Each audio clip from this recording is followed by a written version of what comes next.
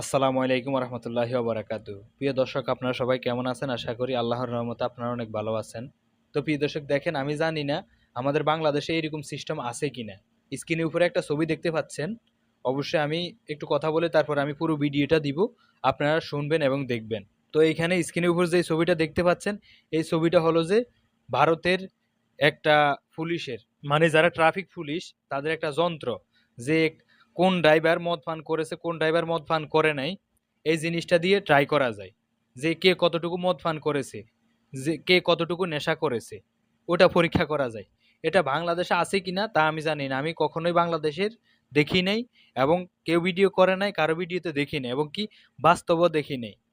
যদি থেকে থাকে তাহলে তো আলহামদুলিল্লাহ, এটার যথাযথ ব্যবহার করবেন। আর যদি এটা না থেকে থাকে তাহলে আমি বাংলাদেশের সরকারের উদ্দেশ্যে বলবো, আপনি এই সিস্টেমটা চালু করলে অবশ্যই অনেক ভালো হবে। তাহলে আমাদের দুর্ঘটনা এড়ানো সম্ভব। মানে যেগুলা মানুষের চেষ্টার কারণে আমাদের দুর্ঘটনা হচ্ছে, ওইগুলো এড়ানো সম্ভব।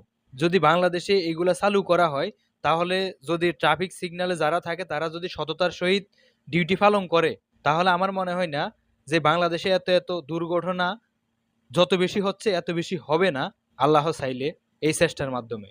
তো প্রিয় দর্শক, কথা বেশি না বলে আগে ভিডিওটি আমরা দেখি।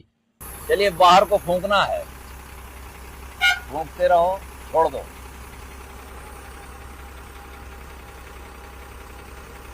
जीरो है। और क्या, बहुत बढ़िया। क्या नाम है आपका? है सुंदरम भाई।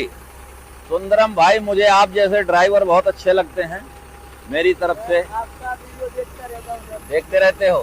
चलिए, थैंक यू। তো প্রিয় দর্শক, অবশ্যই আপনারা ভিডিওটি দেখছেন এবং কথাগুলো শুনছেন।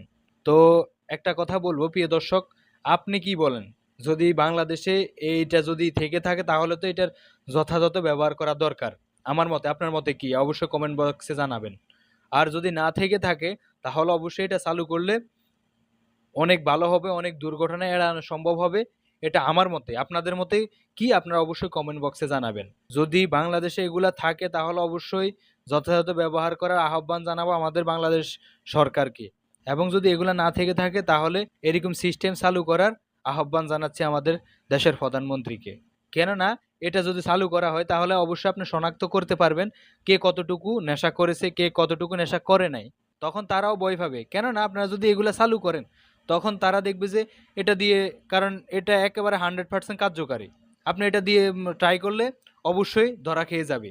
তখন তারা ভয়ে ভয়ে আর নেশাপানি করবে না, এবং কি করলে তারা তো জানে অবশ্যই তাদের শাস্তি হবে। এজন্য আল্লাহ চাইলে এটার দ্বারা হয়তো এই চেষ্টার কারণে আল্লাহ চাইলে দুর্ঘটনা কিছুটা